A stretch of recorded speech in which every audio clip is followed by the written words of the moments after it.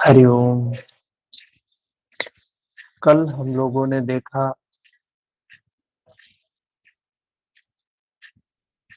भगवान कृष्ण अर्जुन को वेदों से ऊपर उठने के बारे में बता रहे हैं।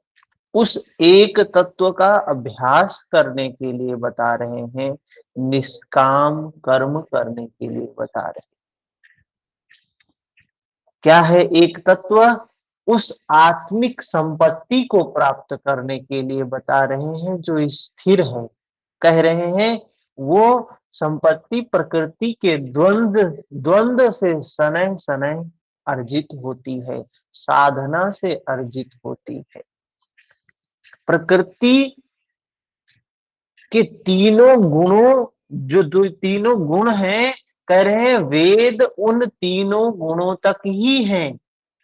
और अर्जुन को भगवान कृष्ण कह रहे हैं तू तीनों गुणों से ऊपर उठ, ब्राह्मण बन, ब्रह्म को जान, वेदों से ऊपर उठ। वेद तेरे लिए नहीं है, वेद तुझे ब्रह्म को जानना है। वेद तो सिर्फ मार्ग बताते हैं। लेखा जी हरिओम।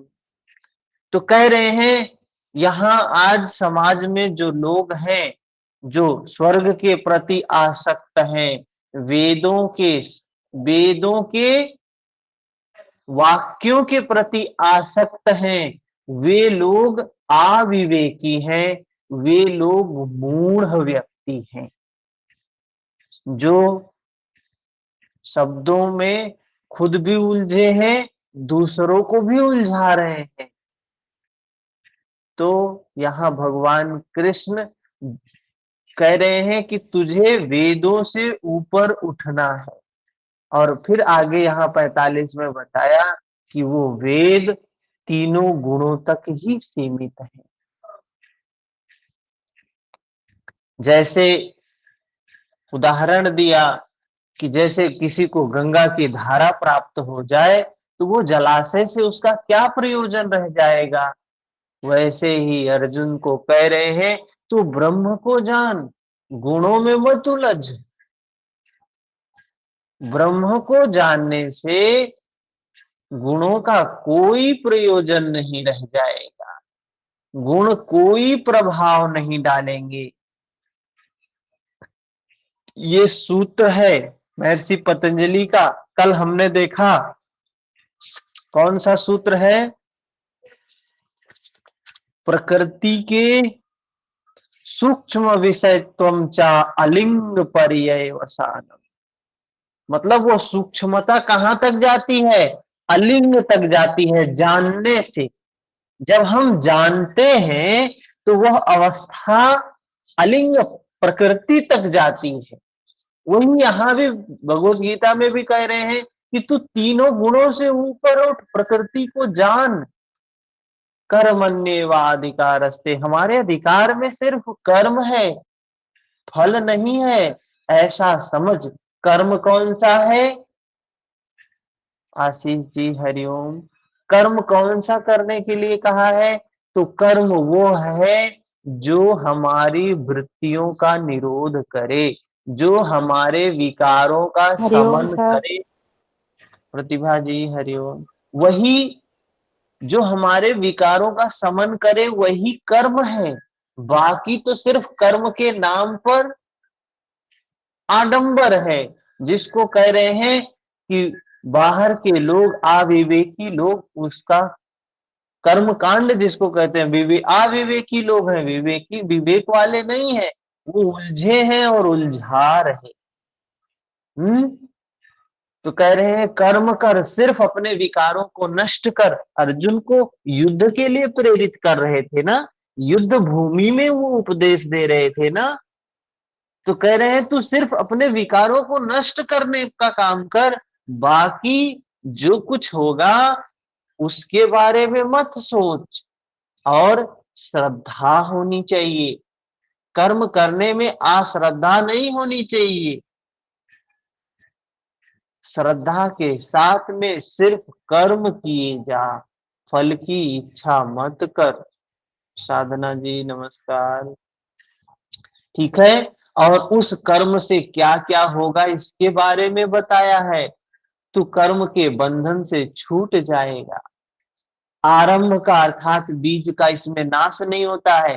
उस कर्म को करेगा तो उससे जो फल आएगा उससे क्या होगा, संपूर्ण संस्कारों का नाश होगा। तो यहाँ पे तो यही बताया महर्षि पतंजलि ने, तज्जह संस्कारो अन्य संस्कार प्रतिबंधी। सूत्र देखिए कैसे सूत्र वही बातें बोल रहे हैं जो यहाँ बताया गया है कि उस निष्काम कर्म को करेगा जब, तो उससे क्या होगा, संस्कारों, उससे जो संस्कार उत्पन्न होगा वो क्या करेगा, वो अन्य संस्कारों को नष्ट करने का काम करेगा। और क्या बताया कि इस कर्म का थोड़ा भी साधन जन्म मरण के भय से उद्धार कराने वाला है। इसका अभ्यास करोगे तो जन्म मृत्यु के भय से क्या करेगा, उद्धार करवा देगा। क्योंकि हम अभ्यास ही करते हैं अनित्यता का। सब कुछ अनित्य है, परिवर्तनशील है।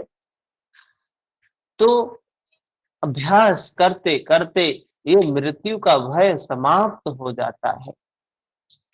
कौन सा कर्म है वो आगे बताते हैं। फिर इसके बाद क्या बता रहे हैं 48 में, योगस्थ कुरु कर्माणि संगम त्यक्त्वा धनंजय सिद्ध सिद्धयो समो भूत्वा समत्वम योग उच्यते। भगवान कृष्ण ने बताया कि धनंजय, आसक्ति और संग दोष को त्याग कर सिद्धि और असिद्धि में समान भाव रखकर योग में स्थित होकर कर्म कर। कैसे कर्म कर, योग में स्थित होकर। कौन सा कर्म करे, तो निष्काम कर्म करे। निष्काम कर्म मतलब अर्जुन को कह रहे हैं तू सिर्फ अपने विकारों का समन कर।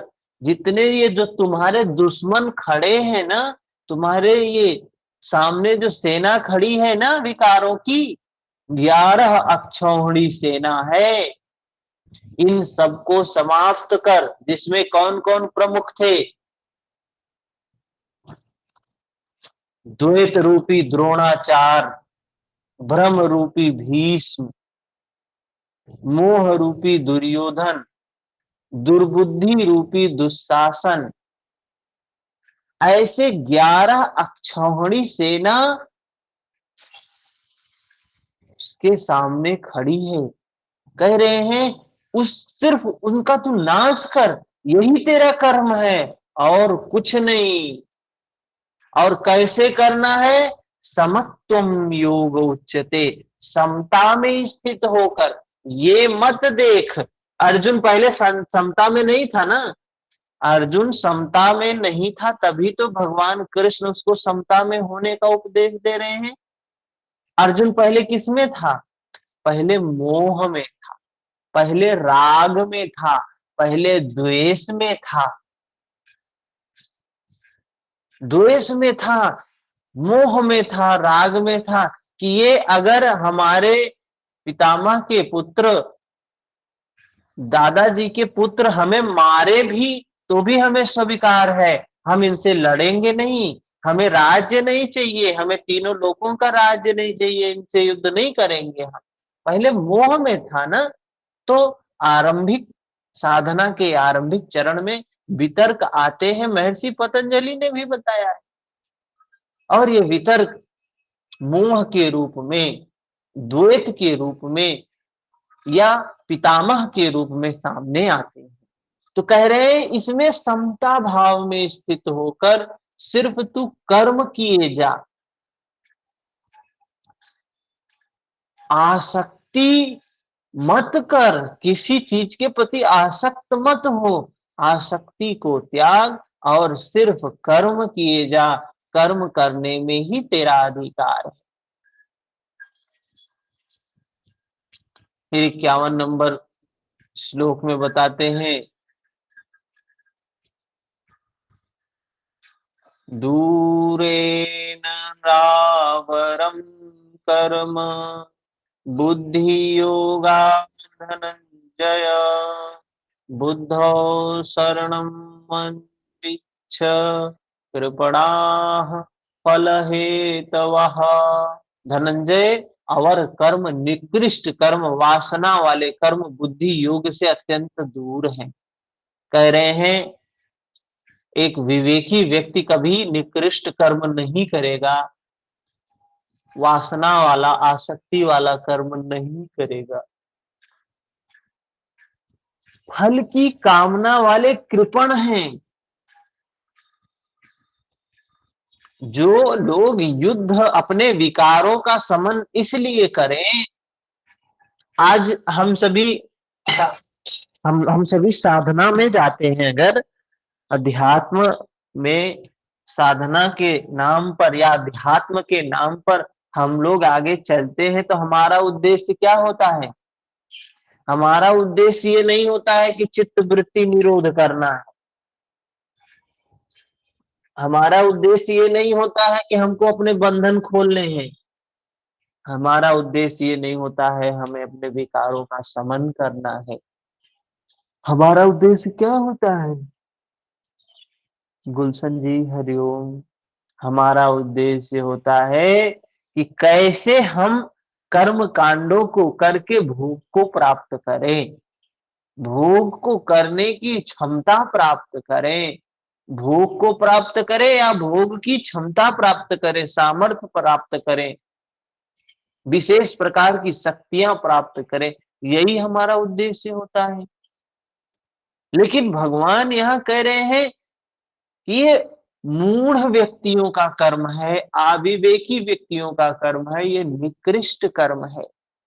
जैसी कामना है वैसा भी मिल जाए तो उसे भोग करना पड़ेगा, और जब शरीर धारण करेंगे तो आवागमन बना रहेगा। हम तो काम कर रहे हैं आवागमन छूट जाए। हमारा उद्देश्य क्या है? सारे विकारों का समन करना, सारे विकारों का निरोध करना, वृत्तियों का निरोध करना। तो साधक को तो मोक्ष की भी इच्छा नहीं रखनी चाहिए, क्योंकि वासनाओं से मुक्त होना ही मोक्ष है। फल की प्राप्ति का चिंतन करने से साधक का समय व्यर्थ नष्ट हो जाता है। फल प्राप्त होने पर वह उसी फल में उलझ जाता है, उसकी साधना समाप्त हो जाती है। आगे वो साधना क्या करेगा? वहां से वह भटक जाता है। इसलिए समत्व बुद्धि से योग का आचरण कर। तो ये बात तो महर्षि पतंजलि ने भी बताया है विभूति पाद में, कि सारी विभूतियां प्राप्त होती हैं। विभूतियां जब प्राप्त हो उसके बाद उन्होंने कहा सावधान रहने के लिए। इन विभूतियों से उन्होंने कहा सावधान रहना है। ते समाधा उपसर्ग व्युत्थाने सिद्धयः। ये सिद्धियां जो है विभूति पाद में 37 नंबर सूत्र में बताते हैं, ये सिद्धियां विघ्न है। सिद्धियों के लिए काम नहीं करना है, सिद्धियां तो आएंगी ही आएंगी। विकारों का जब समन करोगे तो प्रकृति के द्वारा पुरस्कार दिया ही जाएगा, लेकिन पुरस्कार के लिए काम नहीं करना है, पुरस्कार में नहीं फंसना है। लक्ष्य तो उससे आगे बढ़ने का है। अगर सिर्फ पुरस्कार के लिए काम कर रहे हो तो समझिए एक दायरा आपने तय कर लिया, वो भी प्राप्त करना मुश्किल हो जाएगा। तो ज्ञान मार्ग को भी श्री कृष्ण ने बुद्धि योग कहा था कि अर्जुन यह बुद्धि तेरे लिए ज्ञान योग के विषय में कही गई है। यहाँ निष्काम कर्म योग को भी बुद्धि योग कहा गया है। बस दोनों का दृष्टिकोण अलग है, दृष्टिकोण का ही अंतर है। एक में लाभ हानि का रिकॉर्ड रखकर उसे जांच कर चलना पड़ता है, और इसमें बौद्धिक स्तर पर समत्व बनाए रखना पड़ता है। ये ज्ञान है, वो कर्म है। कर्म में लाभ हानि का रिकॉर्ड रख के उसे जांच कर चलना पड़ता है, और इसमें बौद्धिक स्तर पर समत्व बनाए रखना पड़ता है, इसलिए इसे समत्व बुद्धि योग भी कहा गया है। इसलिए धनंजय, तू समत्व बुद्धि योग का आश्रय ग्रहण कर, क्योंकि फल की वासना वाले अत्यंत कृपण हैं, गरीब हैं। जिसके अंदर फल की तृष्णा है, फल की चाह है, वे बिल्कुल कृपण हैं। 50 नंबर यो श्लोक।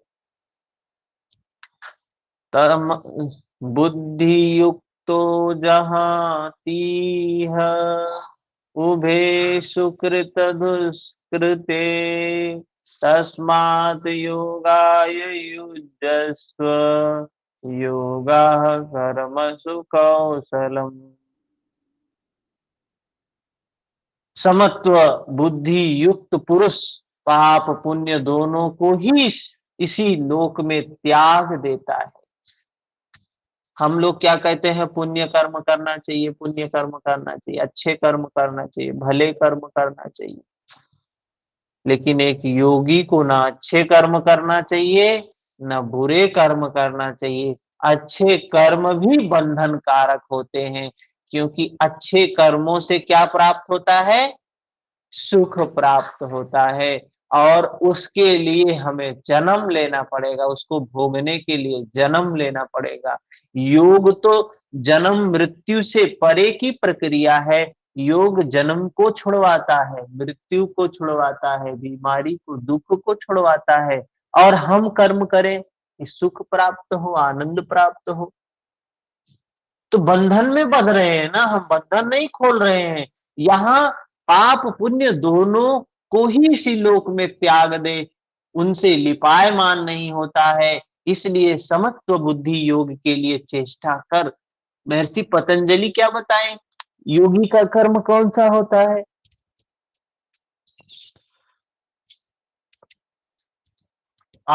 कृष्ण शुक्ल कर्म बताया है महर्षि पतंजलि ने, कि योगी का कर्म न शुक्ल है न कृष्ण है।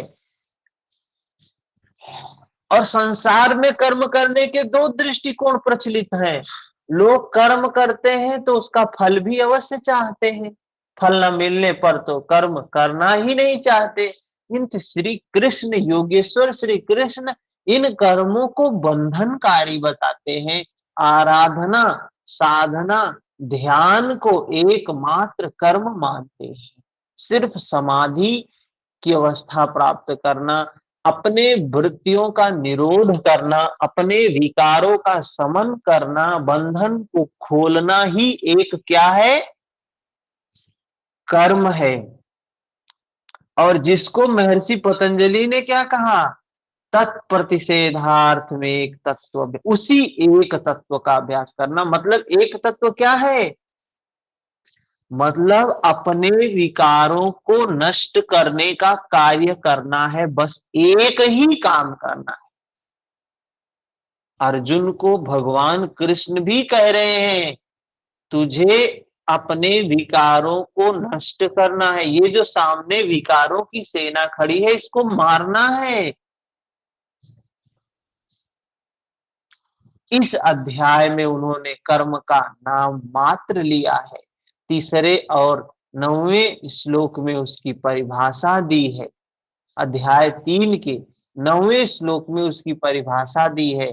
चौथे अध्याय में कर्म के स्वरूप पर विस्तार से प्रकाश डाला है। तो प्रस्तुत श्लोक में श्री कृष्ण ने सांसारिक परंपरा से हटकर कर्म करने की कला बताई है। कहते हैं योग जीवन जीने की कला है।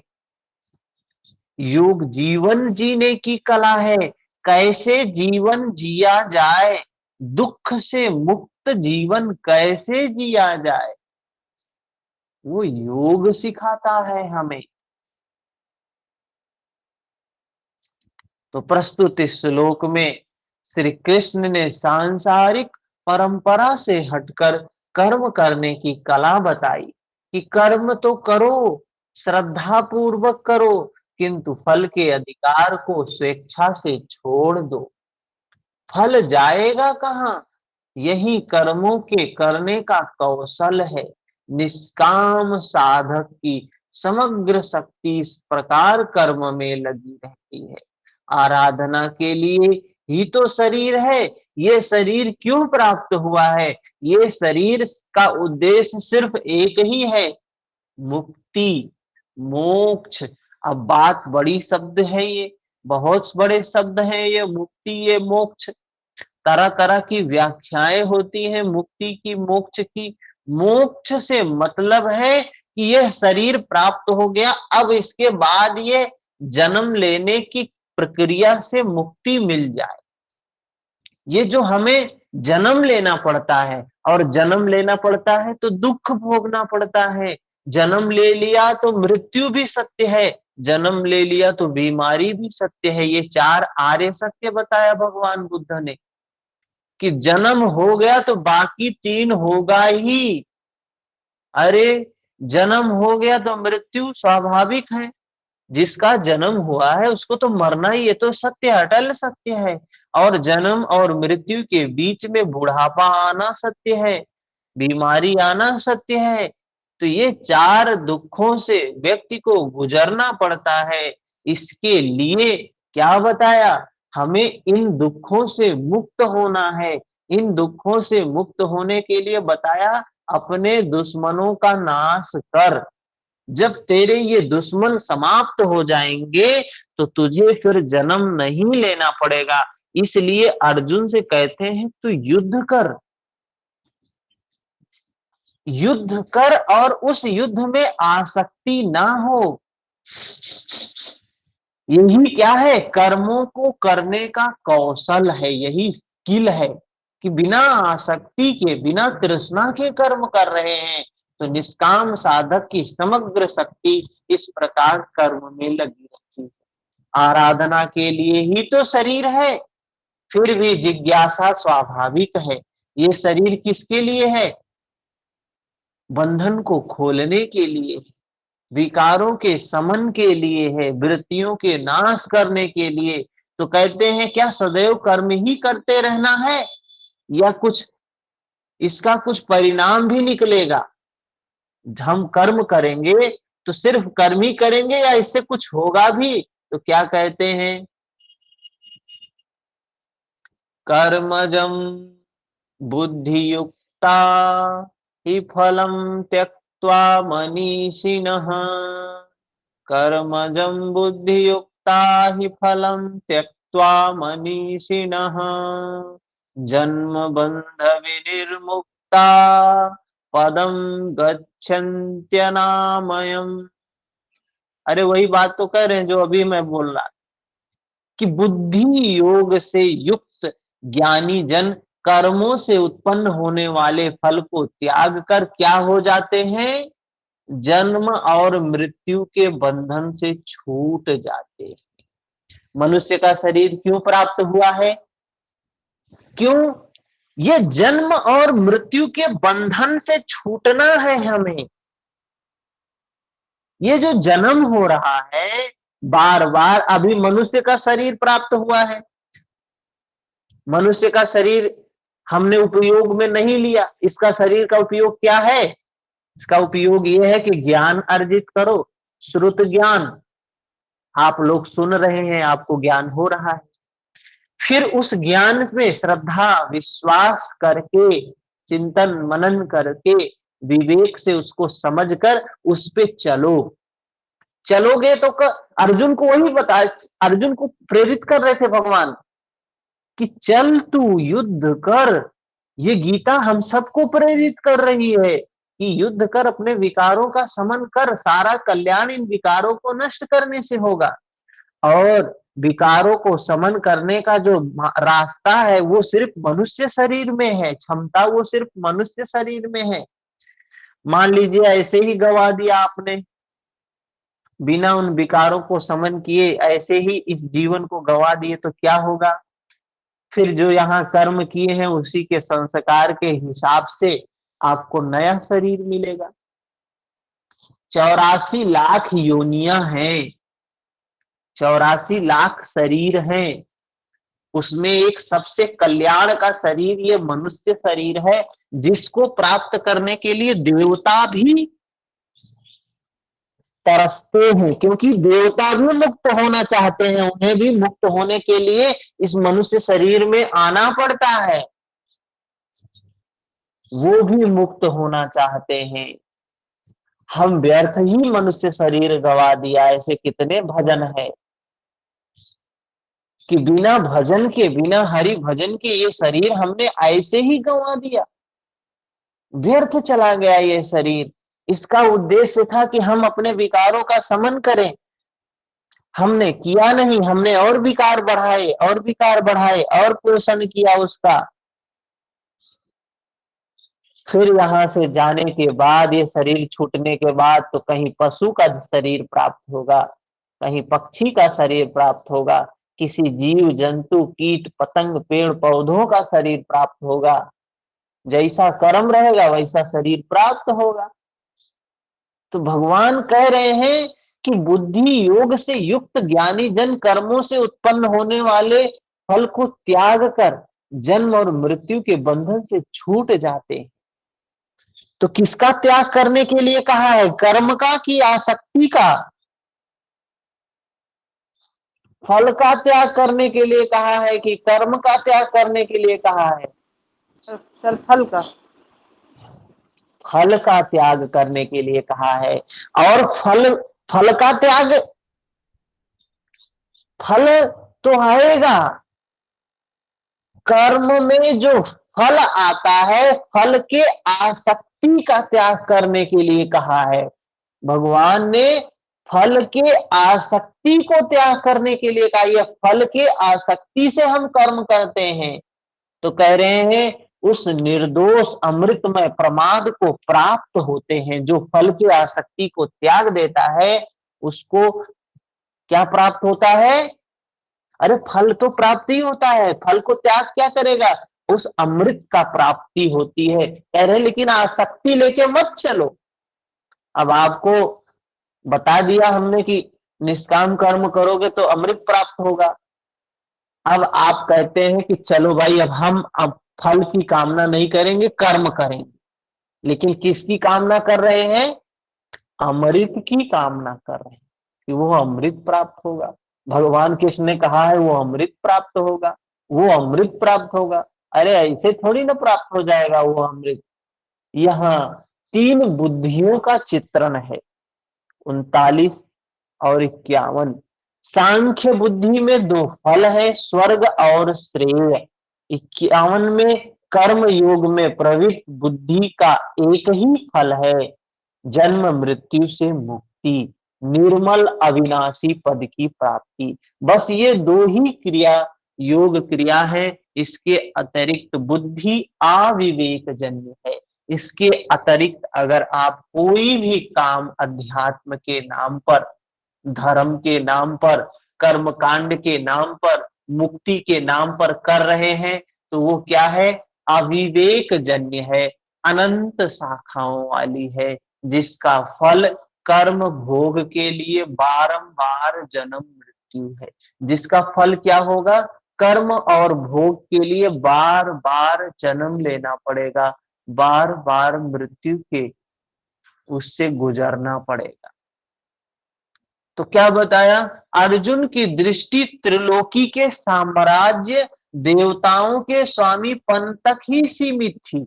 अर्जुन जो था उसकी दृष्टि क्या थी कि त्रिलोकी के साम्राज्य की प्राप्ति होगी। त्रैलोक्य मतलब तीनों लोकों का मैं राजा बन जाऊंगा। अर्जुन तो यही सोचता था पहले कि मुझे तीनों लोकों का राजा बना दिया जाएगा अगर युद्ध में जीत जाएंगे तो, या देवताओं के स्वामीपन, देवताओं। लेकिन जो भगवान ने कहा तुझे अमृत प्राप्त होगा, देवता भी अमर नहीं है। देवता भी आते हैं, मनुष्य शरीर ग्रहण करते हैं, साधना करते हैं, फिर अपनी पूंजी बढ़ाते हैं, अपनी शक्ति बढ़ाते हैं, फिर से भोग करते हैं। इतने तक के लिए भी वह युद्ध में प्रवृत्त नहीं हो रहा था। अर्जुन इन सब के लिए युद्ध की कहा, ये भी मिलेगा तो भी हम नहीं युद्ध करेंगे। यहां श्री कृष्ण ने उसे नबील तथा तथ्य उद्घाटित करते हैं। नई बात उन्होंने बताया कि आसक्ति रहित कर्म द्वारा अनामय पद प्राप्त होगा। निष्काम कर्म योग परम पद को दिलाता है, जहां मृत्यु का प्रवेश नहीं है। वो परम पद प्राप्त होगा जहां मृत्यु का प्रवेश नहीं है। इस कर्म में प्रवृत्ति कब होगी, इस कर्म में कब प्रवृत्ति होगी, इसके बारे में कहते हैं, यदा ते मोह कलिलम बुद्धिर्व्यतीतरिष्यति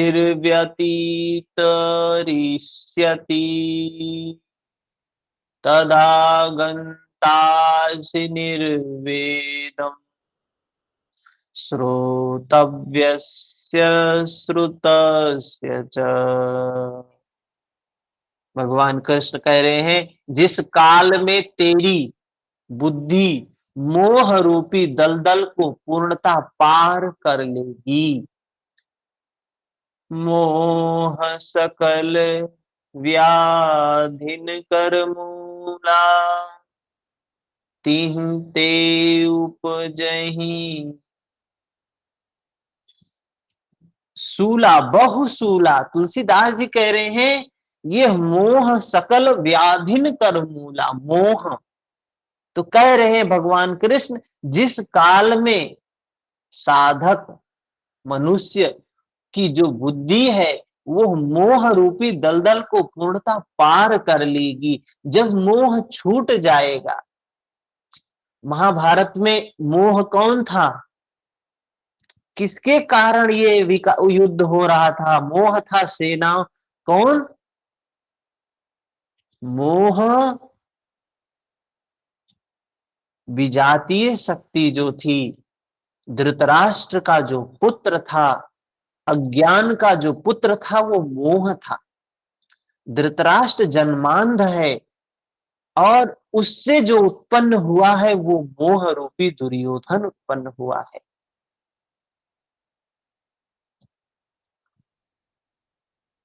हाँ, यही तो है।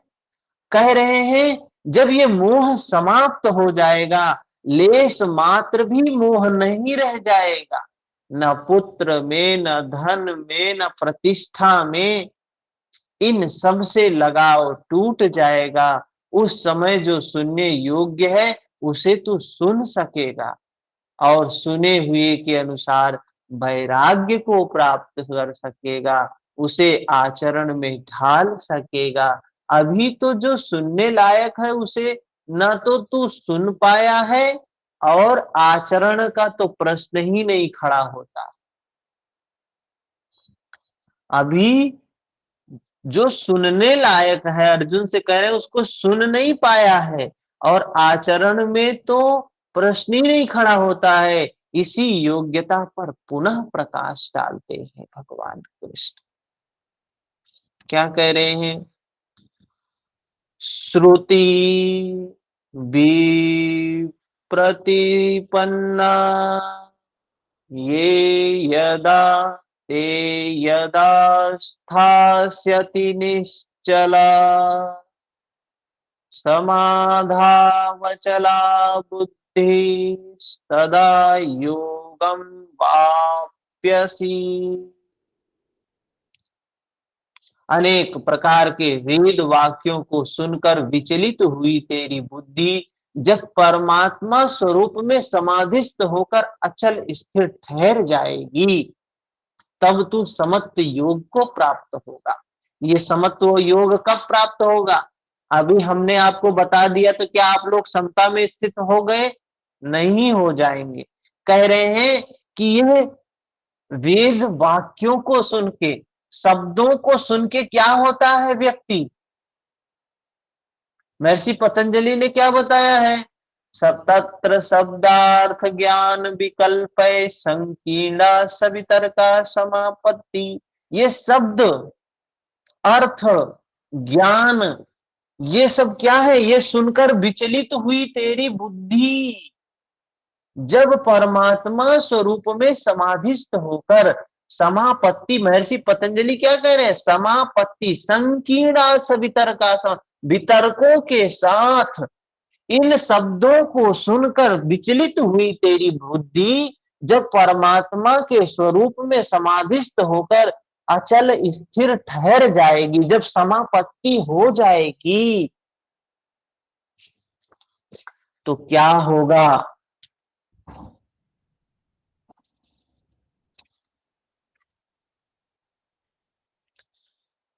एक मिनट। क्या होगा? तब तू समस्त योग को प्राप्त होगा, पूर्ण सम स्थिति को प्राप्त करेगा, जिसे अनामय परम पद कहते हैं।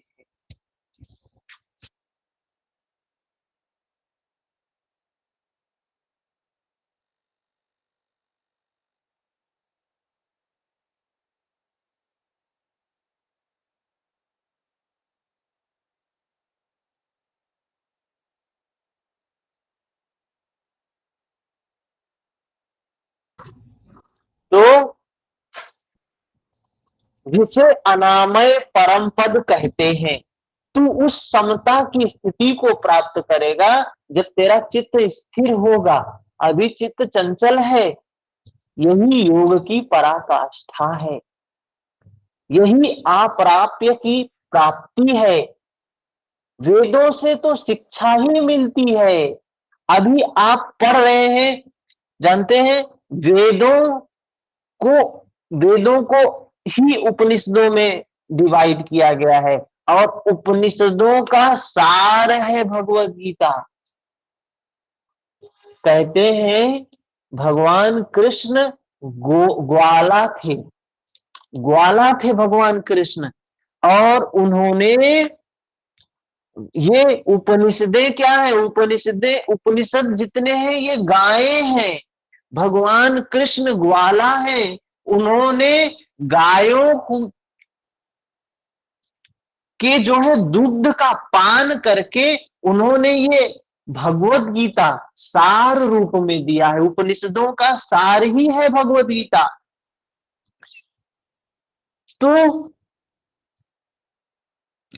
उपनिषद से, भगवत गीता से, वेदों से, योग ग्रंथों से क्या मिलता है? हमें शिक्षा ही मिलती है। भगवान श्री कृष्ण कहते हैं श्रुति विप्रतिपन्ना, श्रुति विप्रतिपन्ना, श्रुतियों के अनेक सिद्धांतों को सुनने से बुद्धि विचलित हो जाती है। सिद्धांत तो अनेकों सुने, लेकिन जो सुनने योग्य है लोग उससे दूर ही रहते हैं। तात्पर्य क्या है? अभी हम आपको भगवत गीता इस वे में पढ़ा रहे हैं, योग सूत्र इस वे में पढ़ा रहे हैं, आध्यात्मिक वे में। बाहर लोग क्या है, बाहर कोई टीका उठा के देखिए, योग सूत्र की व्याख्याएं बाहर बाहर बाहर बहिर्मुखी वाली व्याख्याएं हैं। भगवत गीता की व्याख्याएं बहिर्मुखी व्याख्याएं हैं। वहां यहां तो हर चीज बात हो रही है चित्त को निर्मल करने की, विकारों को नष्ट करने की, उस ओर प्रेरित कर रहे हैं। और बाहर बाहर धर्म जैसे लगता है कोई वस्तु है, उस वस्तु की रक्षा के लिए सारे अधर्म के काम करने के लिए प्रेरित करते हैं। गीता की व्याख्या वो भी कर रहे हैं, सारे श्लोकों की व्याख्या वो भी कर रहे हैं, लेकिन क्या कह रहे हैं? कह रहे हैं धर्म की रक्षा करो, धर्म हमारी रक्षा करेगा। धर्म की रक्षा के लिए किसी का प्राण भी लेना हो तो ले लो। कौन सा प्राण? किसी व्यक्ति, अगर कोई व्यक्ति अपने धर्म के बारे में बुरा भला कहे, उसका प्राण ले लो। ऐसा कहीं कह रहे भगवान? भगवान तो कह रहे अपने अंदर के विकारों का समन कर, इनको नष्ट कर, इनके बंधन खोल। और हम उलझे हुए हैं इन बाहर के कुरीतियों में, शिकार हुए हैं हम। सिद्धांत तो अनेकों सुने हैं, लेकिन जो सुनने योग्य है लोग उससे दूर ही हैं। अरे भगवत गीता तो, वो उपनिषदों को भगवान बुद्ध ने भी पढ़ा था, अर्जुन ने भी तो पढ़ा था, लेकिन जो बातें यहां भगवान कृष्ण उसे समझा रहे हैं वो अर्थ अलग है। यह विचलित बुद्धि जिस समय समाधि में स्थिर हो जाएगी, तब तू योग की पराकाष्ठा अमृत को प्राप्त कर सकेगा। यहां तो कह रहे हैं अपने बुद्धि को समता में स्थित कर, विकारों का समन कर, तब तुझे वो अमृत प्राप्त होगा। इस पर अर्जुन की उत्कंठा स्वाभाविक है।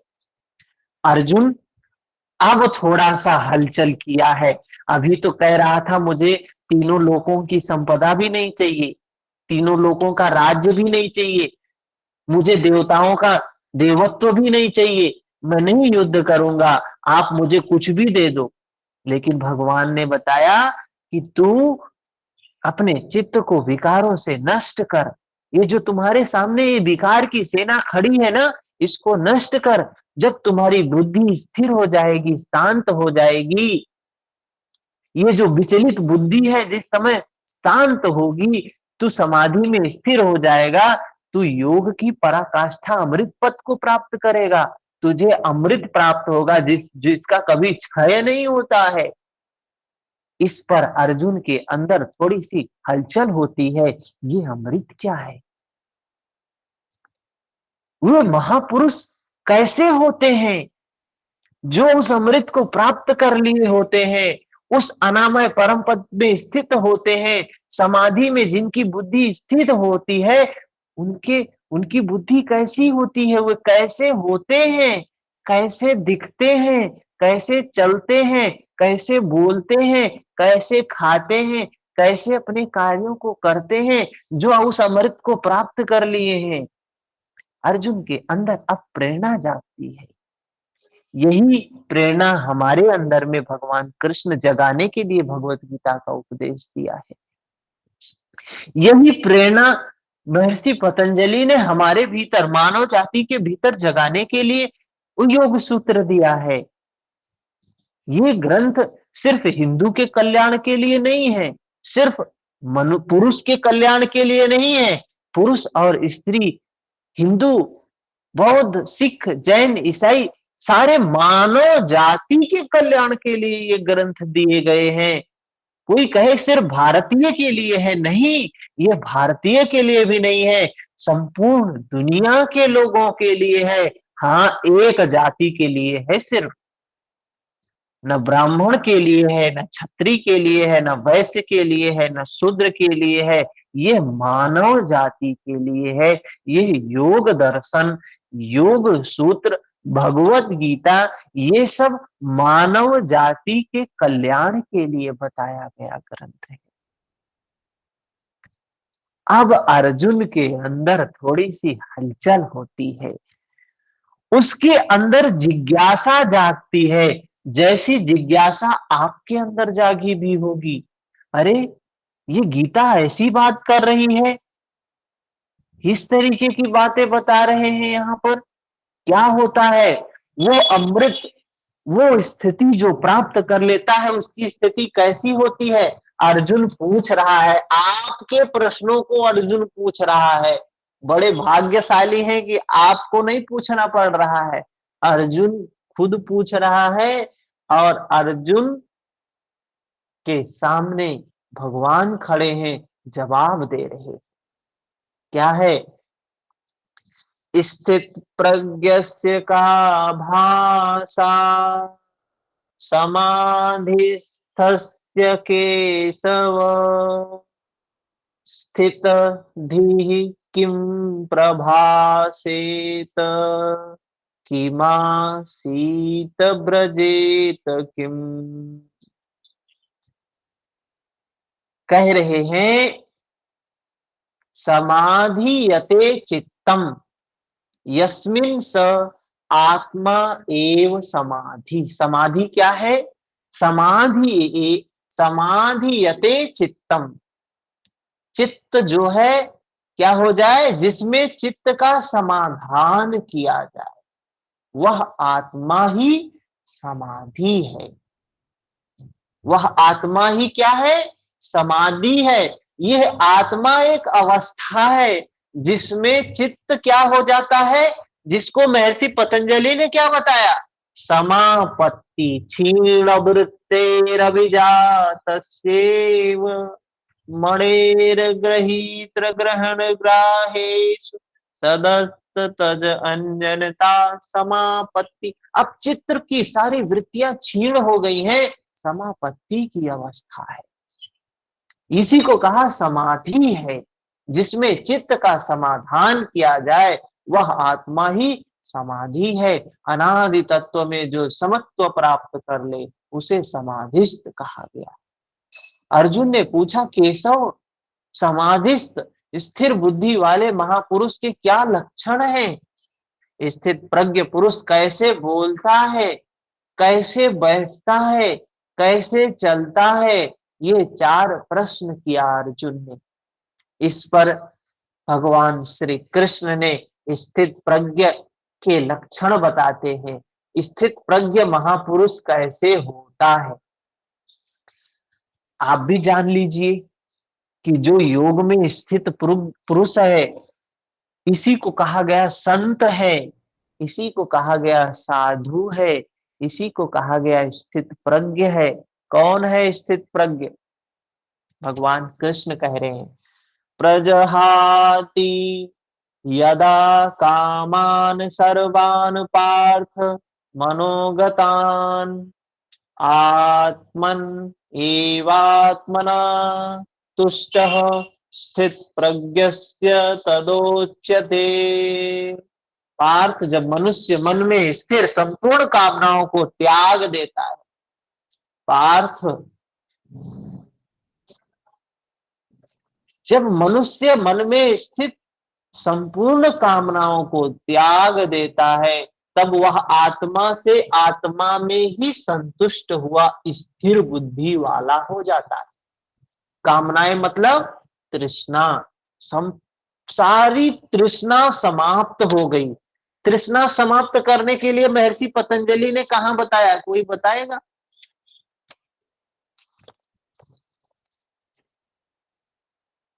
वैराग्य के बारे में बताया है। वितर्क विचार आनंद स्मितानुगमात संप्रज्ञात। ये दृष्टानुश्रविक वैराग्य, दृष्टानुश्रविक देखे हुए सुने हुए विषयों के प्रति तृष्णा का अभाव होना, वही करने के लिए महर्षि पतंजलि ने बताया है। जो भगवान कृष्ण अर्जुन को बता रहे हैं कि जिसने अपनी संपूर्ण तृष्णा को समाप्त कर लिया। और क्या कहते हैं भगवान कृष्ण? कहते हैं अनपेक्षा सुचिर दक्षा उदासीनो गतव्यता। अनपेक्षा, जिसने अपनी अपेक्षाओं को समाप्त कर लिया, जिसने अपनी तृष्णाओं को, कामनाओं को समाप्त कर लिया, वही भक्त मुझे प्रिय है। अगर आप भी भगवान कृष्ण के प्रिय बनना चाहते हैं तो अपनी तृष्णा को समाप्त करिए। ये तृष्णा ही है जो आपको आपके भगवान से दूर किए हुई। कह रहे हैं जब ये तृष्णा, ये कामना समाप्त होती है, तब आत्मा से आत्मा में ही संतुष्ट हुआ स्थिर बुद्धि वाला कहा जाता है। वही स्थित प्रज्ञ है। कामनाओं के त्याग पर ही आत्मा का दिग्दर्शन होता है। ऐसा आत्मा राम, आत्म तृप्त महापुरुष ही क्या है? स्थित प्रज्ञ है। वही स्थित प्रज्ञ है जिसने अपने तृष्णा को समाप्त कर लिया। आगे बताते हैं, दुःखेष्वनुदिग्रम्णाः दुःखेष्वनुदिग्रमणाः सुखेषु विगतस्पृहा वीतराग भय क्रोधः स्थित धीर्मुनिरुच्यते। भगवान कृष्ण कह रहे हैं, दैहिक, दैविक, भौतिक तीनों दुखों में जिसका मन उद्विग्न नहीं होता है, जिसका मन दैहिक, दैविक, भौतिक तीनों दुखों में उद्विग्न नहीं होता है, जो समता में स्थित है, कोई भी दुख हो उसमें विचलित नहीं होता है, दुखी नहीं होता है। जिसके राग भय और क्रोध नष्ट हो गए हैं, जिसके राग भी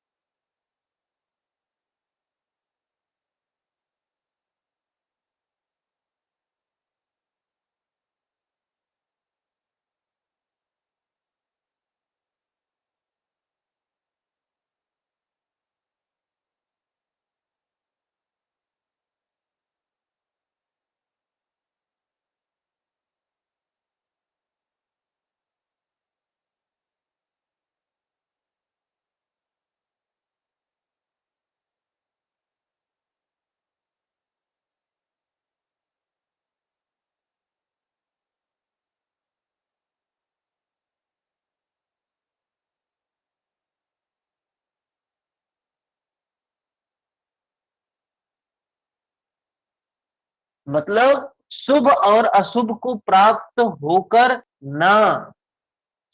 सभी को आवाज कट रही है? हरिओम। सर कट रही थी, अब सही हो गया। हरिओम। अभी ठीक है? जी सर।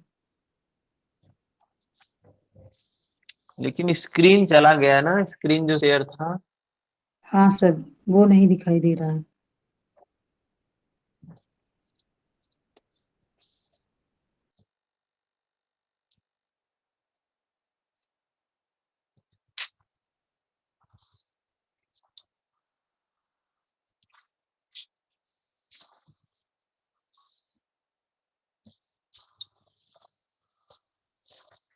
अभी दिखाई दे रहा है ना? जी यस सर, आ सर। गया। ठीक है।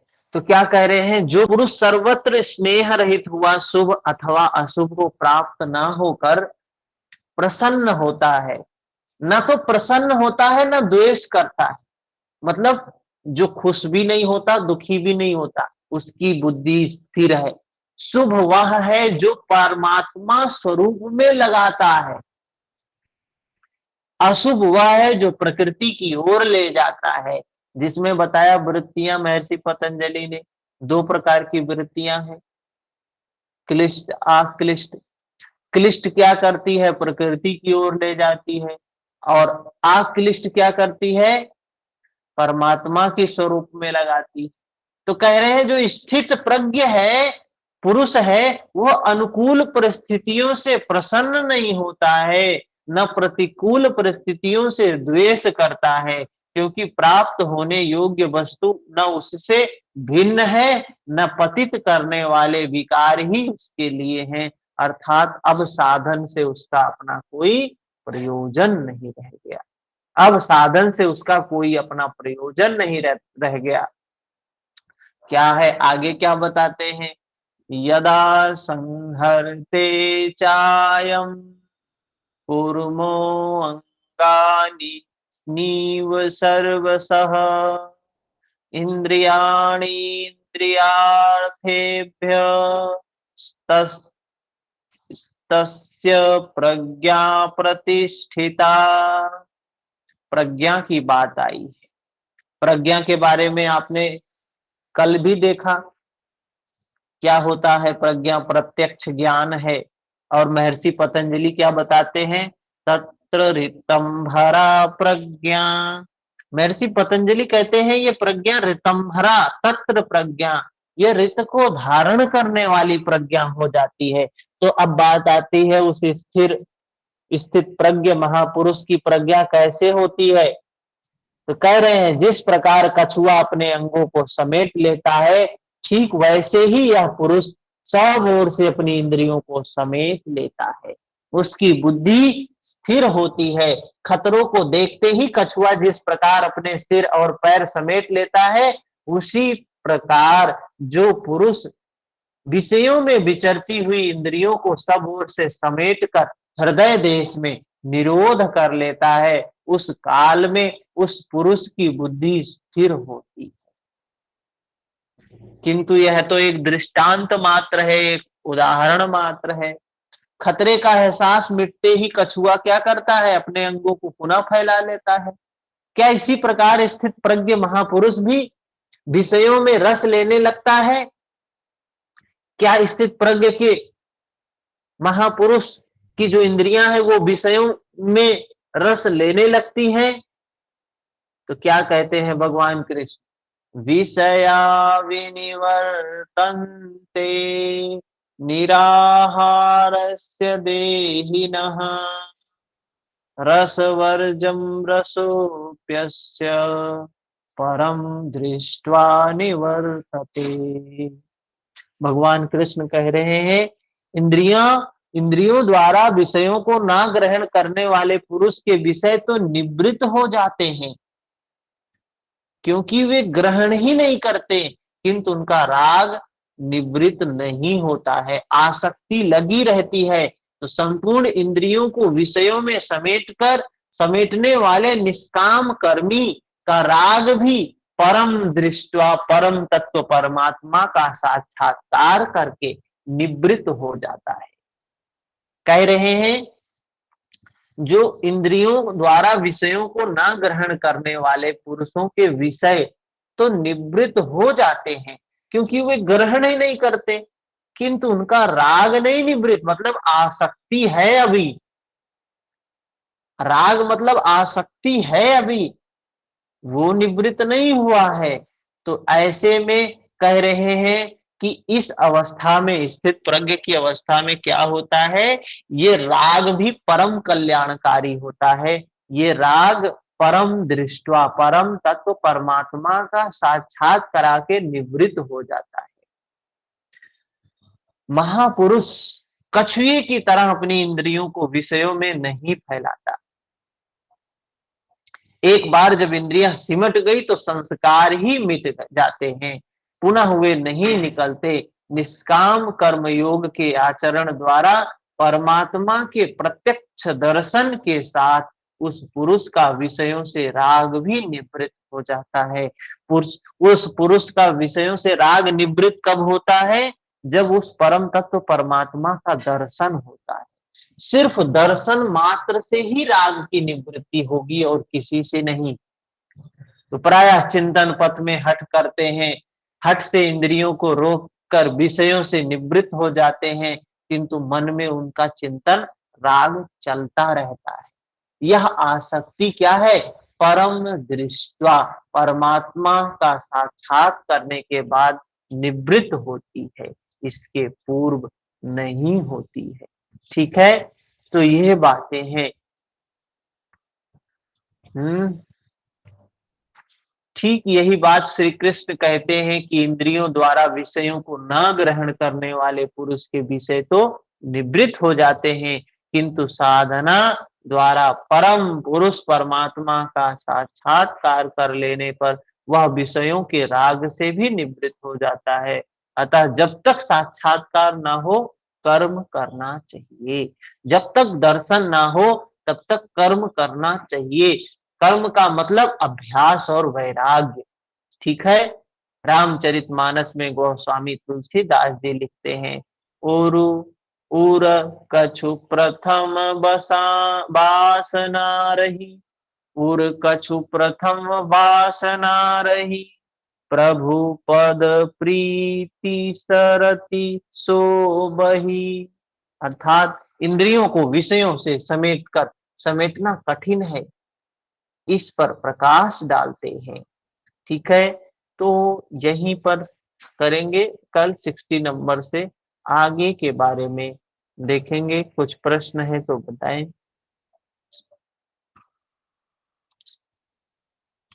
कोई प्रश्न हो तो बताएं।